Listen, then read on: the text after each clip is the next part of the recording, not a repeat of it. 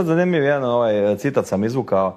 Sramote da nema ovdje premijera Plenkovića. Znači ovo mislim da je ispod svake razine i da je zapravo na neki način pljunuo na javnu televiziju koju svi plaćamo pretplatu.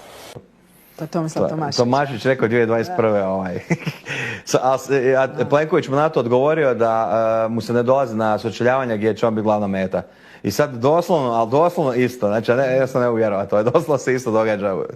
Razapnite me ako ikad dođem u poziciju moći i napravim istu stvar. Evo. Da, ne dolazi na sučeljavanje su loši po meni.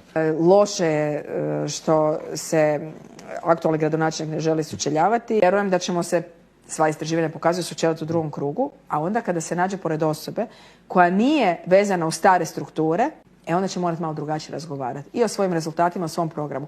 Jer ono o čemu on mašta da je pored njega Mislav Herman ili da je pored njega Ivica Lovrić ili netko sličan i onda je to game over.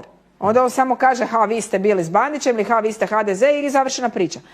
Ako ja budem tamo, a sve pokazuje da bi trebala biti, onda će priča morati izgledati malo drugačije.